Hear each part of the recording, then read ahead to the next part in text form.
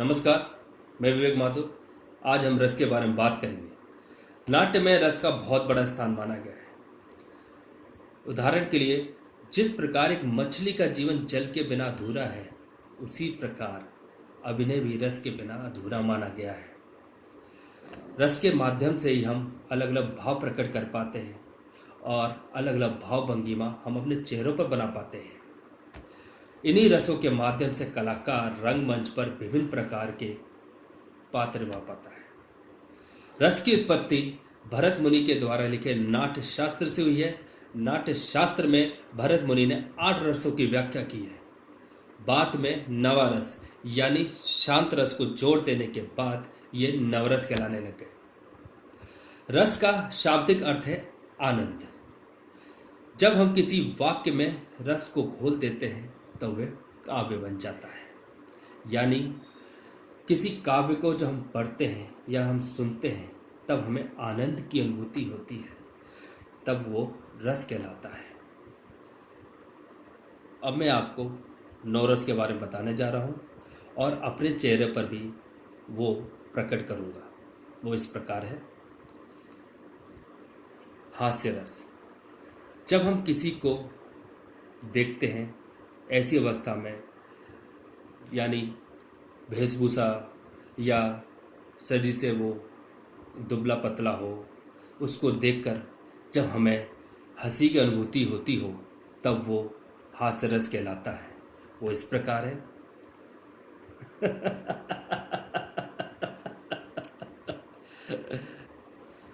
दूसरा है रौद्र रस। जब हम किसी के द्वारा अपने लिए अपमानित वर्ड सुन लेते हैं तब हमें क्रोध आ जाता है और हम वो सहन नहीं कर पाते और हम वो अपने रसों के माध्यम से वो निकाल देते हैं। तब हम उसे क्रोध रस कहते हैं, यानी रौद्र रस। वो इस प्रकार है।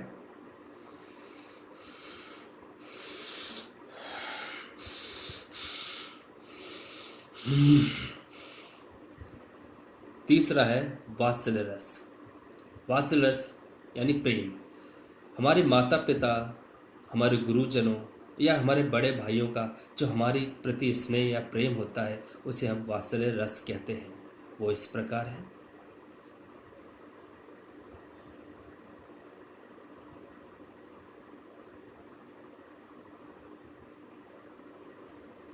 चौथा है करुण रस। जब हम किसी अपने को छोड़ देते हैं या वो हमसे बिछड़ जाता है या हम कोई ऐसी बात सुन लेते हैं तब हमारे मन में दुख का अभाव हो जाता है। तब वो दुख रस के माध्यम से हमारे चेहरे पे, हमारे मन में आ जाता है। वो इस प्रकार है।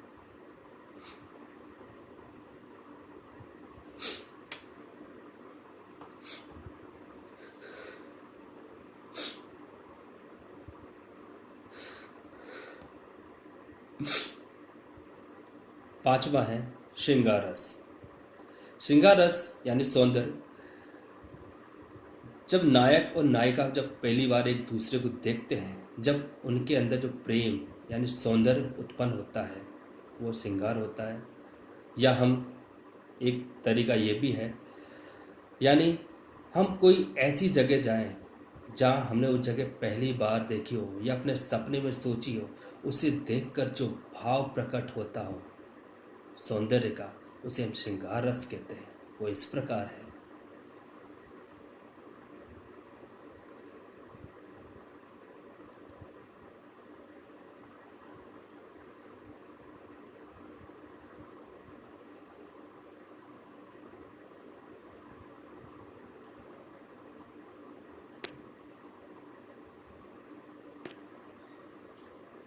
छठा है विभत्स रस।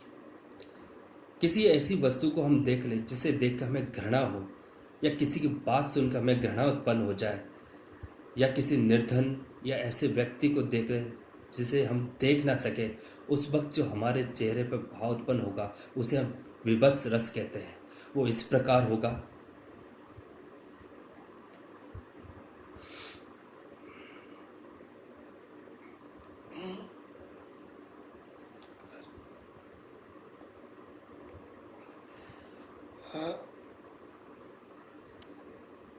सातवां है भयानक रस, यानी हम ऐसी कहानी सुने या कोई दुर्घटना की बात सुने या ऐसी जगह जाए जहाँ हमें डर का अनुभव होता हो, तो उसे हम भयानक रस कहते हैं। वो इस प्रकार है।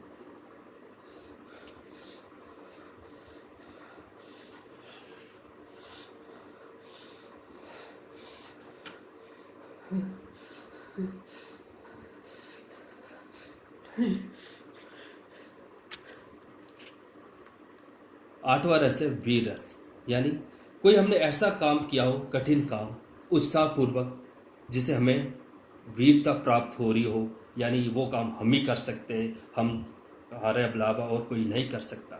उदाहरण के लिए हम अभिमन्यु का भी उदाहरण ले सकते हैं। जिस प्रकार अभिमन्यु ने चक्रव्यूह को तोड़ा और उन 7 महारथियों से लड़ता रहा और वीर गति को प्राप्त हो गया, उसने एक वीरता का प्रमाण दिया, उसे हम वीर रस कहते हैं। वो इस प्रकार है।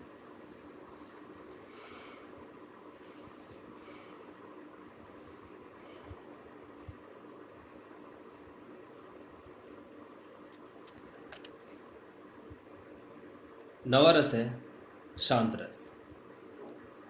जब हमें ज्ञान की प्राप्ति हो जाती हो, वैराग्य या भक्ति के बाद जब हमारे मन में, हमारे चेहरे पे जो भाव प्रकट होते हैं, उसे हम शांत रस कहते हैं। वो इस प्रकार है।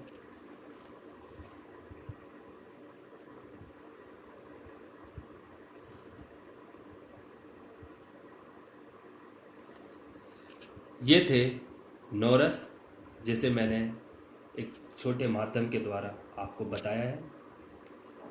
रसों का हम इस प्रकार वर्णन कर सकते हैं।